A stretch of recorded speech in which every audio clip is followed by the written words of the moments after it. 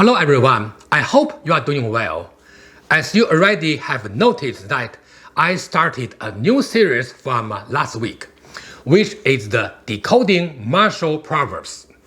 I received a lot of positive feedback on the first video. Thank you all for the comments. Some of you also suggested more interesting proverbs. I really appreciate these suggestions, and over the next few weeks, I will post more content on some of them. In the Chinese martial art community, there is a popular proverb, 宁传十招,不传一诀, which translates to teach 10 techniques instead of one proverb. This proverb is used when a teacher wants to keep some knowledge from the students. So make sure to remember that this is a negative proverb. At the same time, people use this proverb to emphasize the importance of a martial proverb since it is easy to memorize, easy to teach, and very precise. So this is a proverb about proverbs, or in other words, a meta proverb. Especially with reference to a specific technique, using the correct proverb can really help students understand the concept and the technique better. By the way, I always use proverbs while teaching in order to help my students make progress in practice. If no relevant proverb exists prior, I create my own proverbs. I sincerely hope many practitioners, both in the present and the future, will get to know and benefit from these proverbs. There are hundreds of martial proverbs, if not thousands. However, based on my knowledge, there are two types of martial proverbs. They are general proverbs and specific proverbs. General proverbs are those that focus on general principles, concepts, without focusing on the specific style or techniques. Specific proverbs are those that focus on the specific techniques and are very often relevant only to a specific style. So, different types of proverbs offer different functions and benefits to their learner.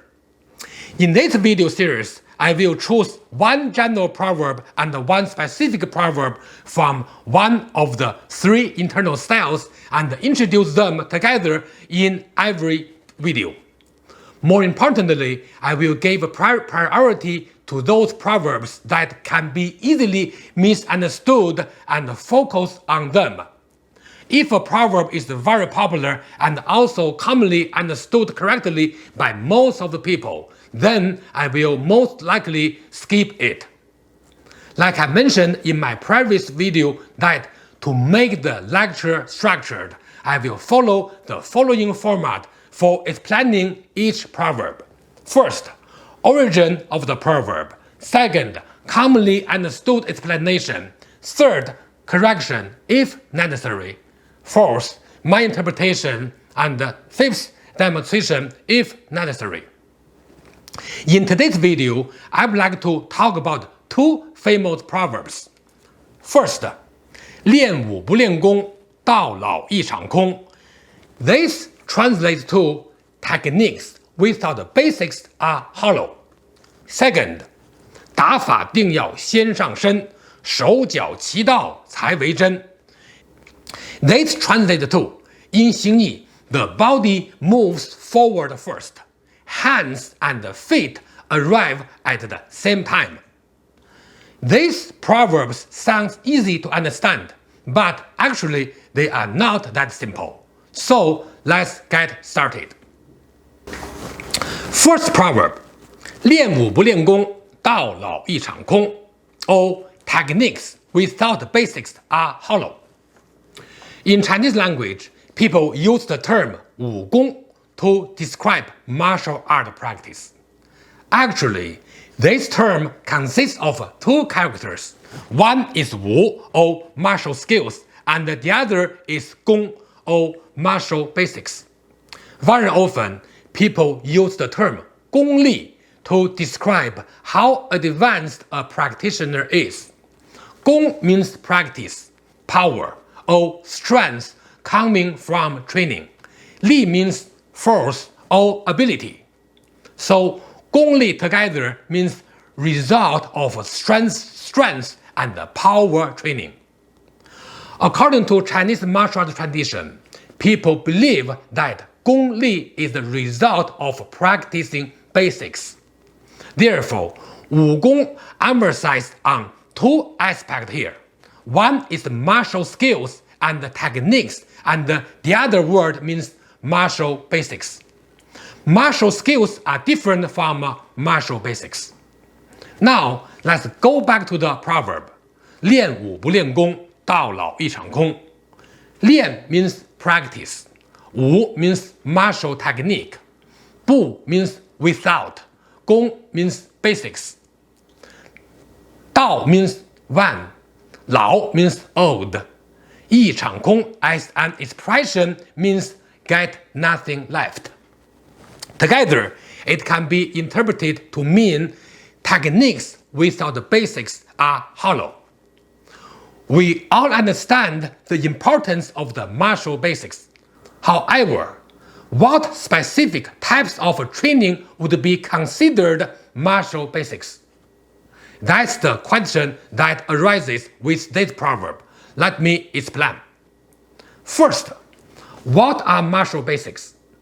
Well, any practice that focuses on improving your strength, speed, power, flexibility is considered a part of martial basics. Traditionally, people use 武功八法 or martial training 8 method to describe it. In Mandarin, they are 手眼身法步, 精神气力功. 手 means hand, or training can improve the martial function of hands. 眼 means eyes, or reflex, reaction. 身法 means body movement.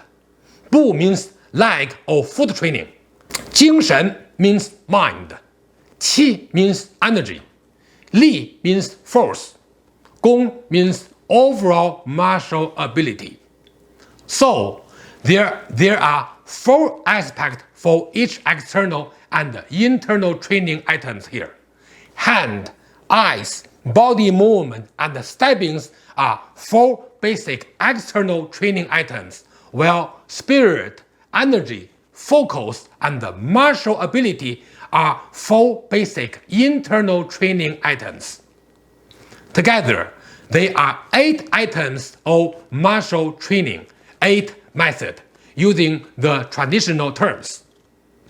For each of the 8 methods, there are many specific training items depending on the specific style.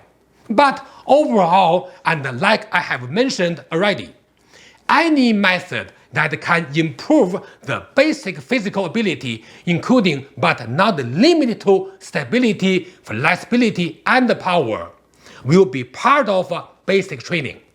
The term 8 method is just used to categorize this content to make it a systematic approach which can help practitioners organize their training materials more effectively and efficiently. Also, there is another proverb consisting of 4 sentences used to describe the result or the standard of an effective basic training based on the 8 method. It is 拳如流星眼似电，腰如蛇形步赛瞻，精神充沛气亦沉，力要顺达功亦纯。This can be translated to hands as fast as a shooting star, vision as sharp as lightning, body as flexible as a snake, stepping as stable as stock on the ground, energetic spirit, energy sinking downward to lower dantian. Force is smooth and overall martial training is pure. I'm good at some things, but English poetry isn't one of them. But I hope you get the meaning conveyed by the proverb.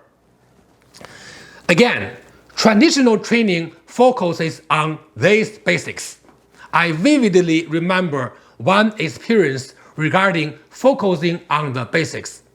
About 35 years ago, it was very difficult to be accepted into a good university in China due to lack of resources.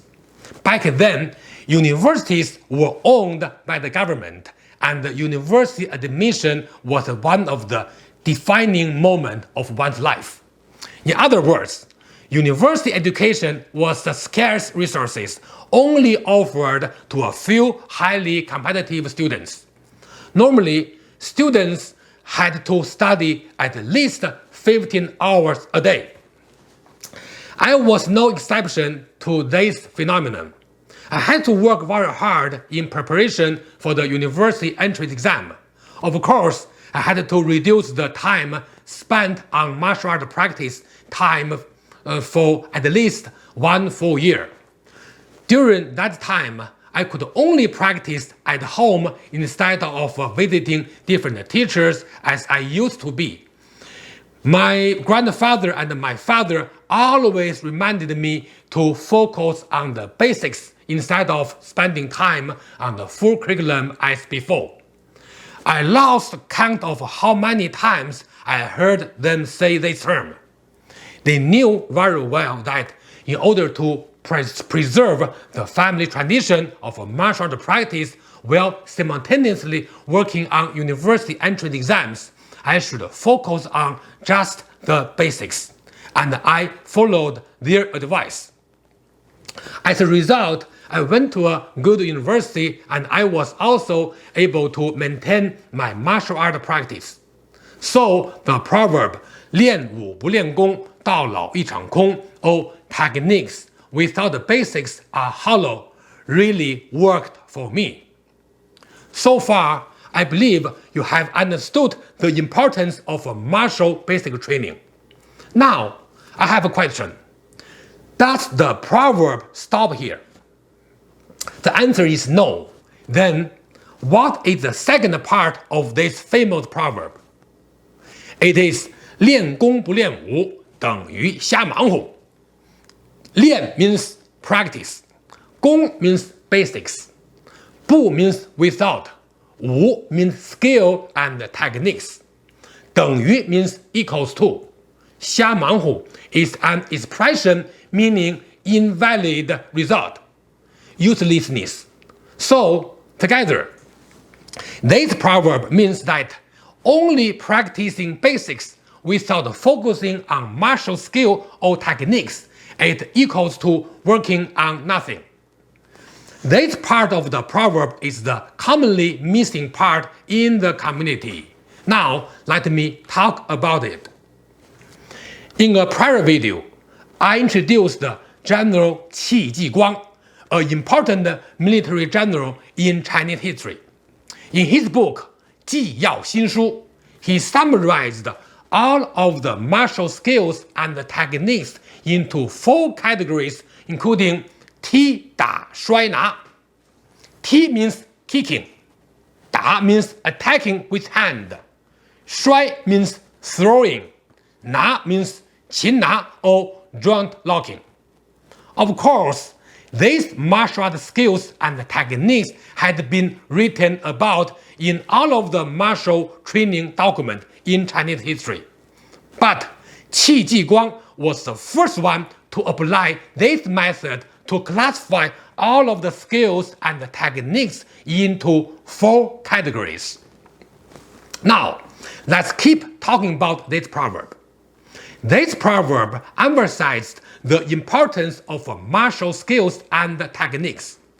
It says that a skilled and competent martial artist should master not only the basics, but also martial skills and techniques.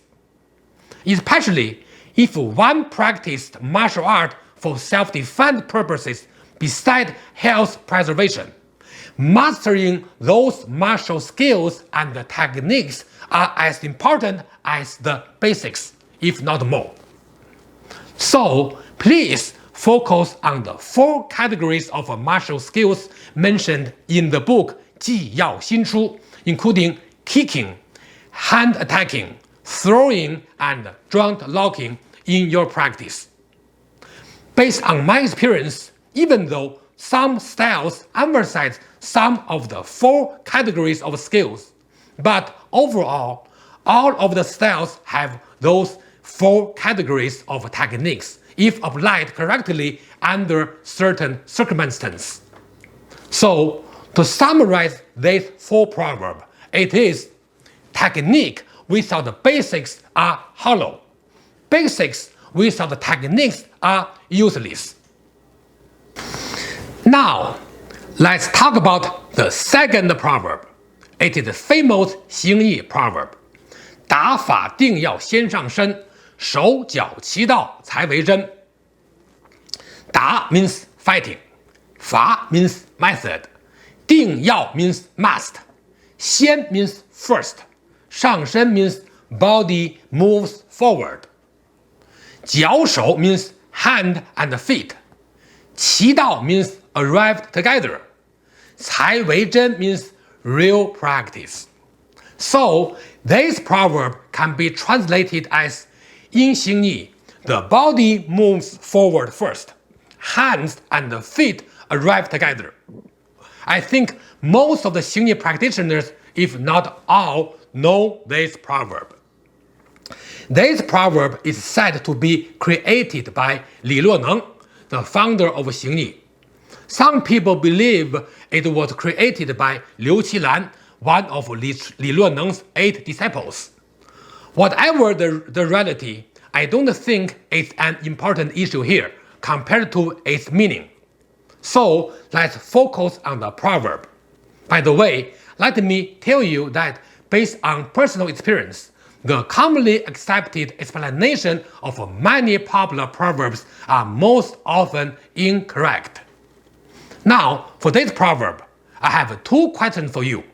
First, should the body always move faster than the hands? Second, what does it mean to have the hands and the feet arrive together? Actually, to understand this proverb correctly, you have to know the answers to these 2 questions first. Let's talk about the first question. Should the body always move faster than the hands? Many people in the 形意 community would say yes, because literally speaking, this proverb says that the body should move forward first. But pay attention here. This proverb does not mention anything about the relationship between the hand movement and body movement. Many people make a mistake here, since this proverb says that the body moves first.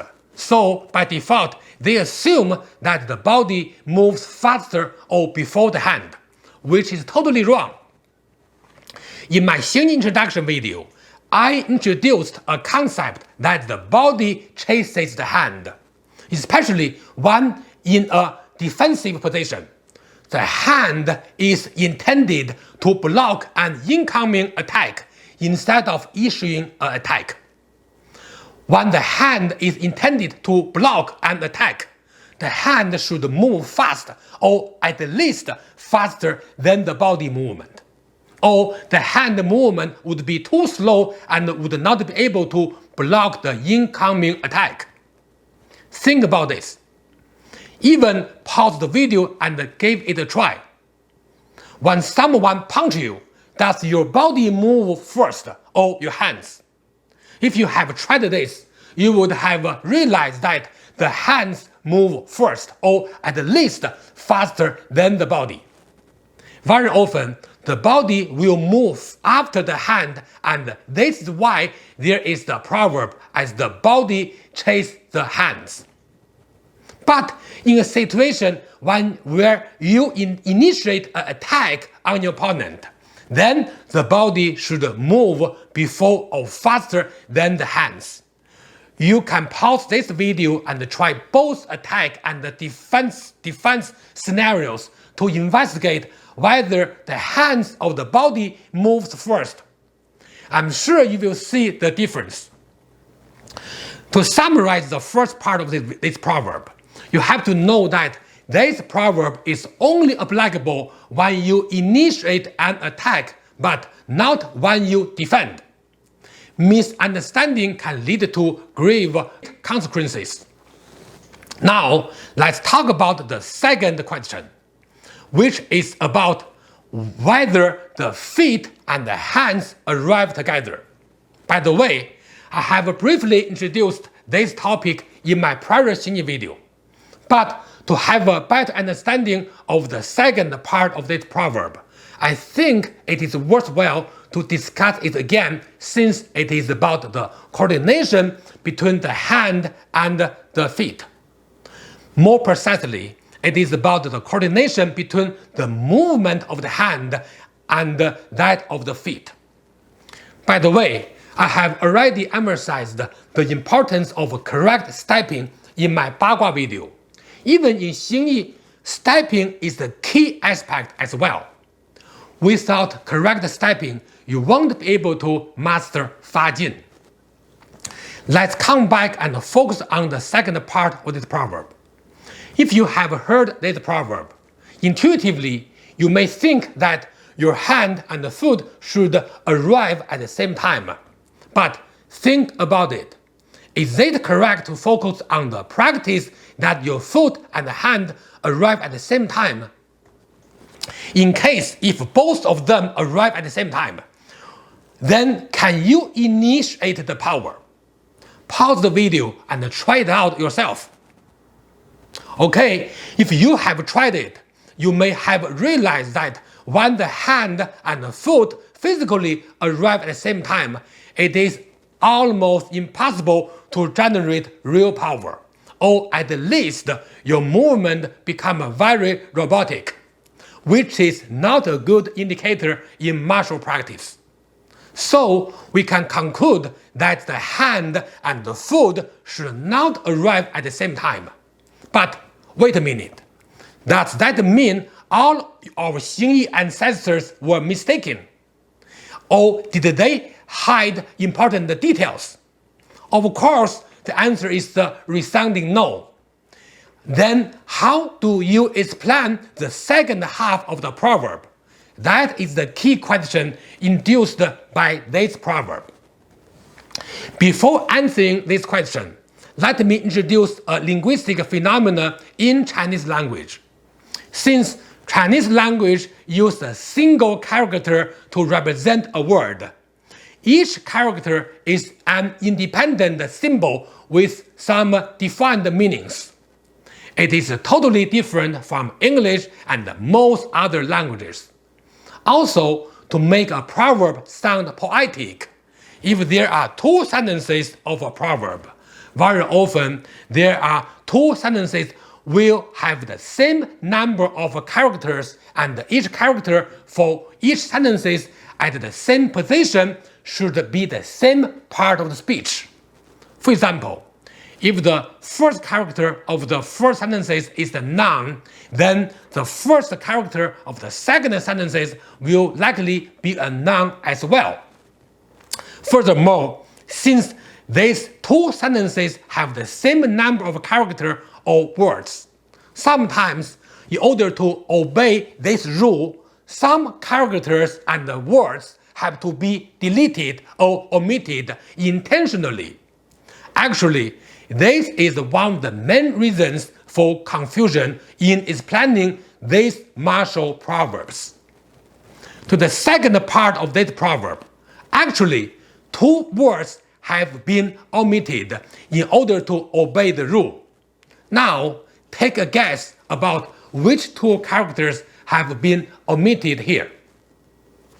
Actually, the omitted words here are li or power in both cases. The word power should be added back after the word hand and foot in that proverb to make the meaning absolutely clear. Now, the second part of the proverb become power of the hand resonates with the power of the foot, or 手脚齐到才为真. In other words, the hands and the feet move such that their individual effect of power release get combined to produce a greater effect. The simultaneous arrival of the hand and the foot is not at all a requirement. You may think that such a misunderstanding is caused by translation issues, but actually you will notice that most Chinese people nowadays interpret this proverb similarly as well. Many people still believe that the hand and the foot should arrive physically at the same time. No wonder their Xingyi practice is substandard, robotic, severely lacking in Fajin, and often merely a variation of the old man's form. Check out my prior video explaining the old man's form. Linking is in the description. I think with the development and advancement of technology, some robots will already moving better than many humans in terms of body coordination. I think in the near future, we may see a robot practice Xingyi better than many practitioners. By the way, I'm available for collaboration if any robotics company wants to develop a Xingyi robot. Let me see how the future unfolds. To summarize, this proverb introduced the basic Xingyi self-defense principle in terms of body, hand, and foot coordinations. It is the key principle to abide by if you want to master Xingyi. Let me say it again. Very often, if a proverb sounds very easy to understand, the common misunderstanding is just wrong. Demonstration. Today, since I introduced one proverb that emphasized the importance of martial basics, I'd like to share an exercise with you. This exercise can be used as a basic training for any internal style. We all know that it is not that easy to change the direction of a fast movement. The reason is that to change the direction in a high-speed motion, the body needs different muscle groups to execute such a movement. This exercise helps to improve the body performance. Hello, you can see winter is come to Montreal now. Look at all the leaves on the ground. It's nothing on the tree now. So today I'd like to share one exercise with you. It can help you to practice to train the specific group of muscle in terms of improving the speed, strength, power, and the changing of the direction in the faster movement. So you can keep the descent at the 2 times shoulder, right? And then the back hand in front of chest or stomach, it's okay, doesn't matter. Then the front palm is at the shoulders level. Then you extend inward. Then second, third, fourth, then move back, okay? Seems 1, 2, 3, 4, 5. 1, 2, 3, 4, 5. 5 directions. So with time, after you do this well, you can change the speed. Become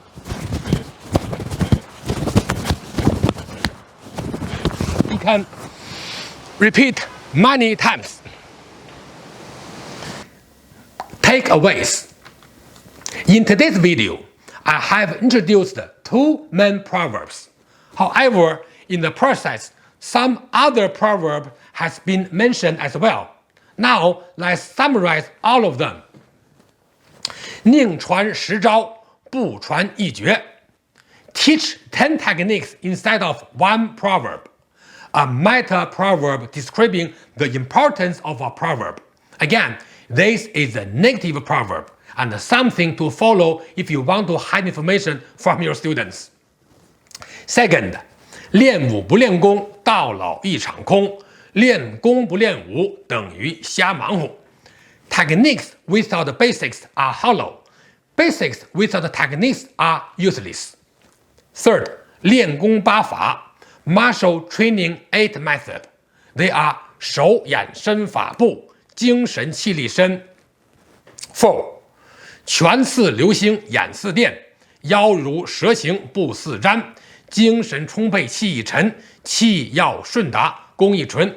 The hand is as fast as the shooting star, visions as sharp as the lightning, body as flexible as a snake, stepping as stable as stuck to the ground, energetic spirit, energy sinking downward to lower dantian. Force is smooth and the overall martial training is pure. 5th, 打法定要先上身，手脚齐到才为真。因形意 when initiating the attack, the body moves forward first when initiating an attack. Power of the hand resonates with the power of the foot. That ends today's video. Thanks for watching. See you next time and enjoy your practice.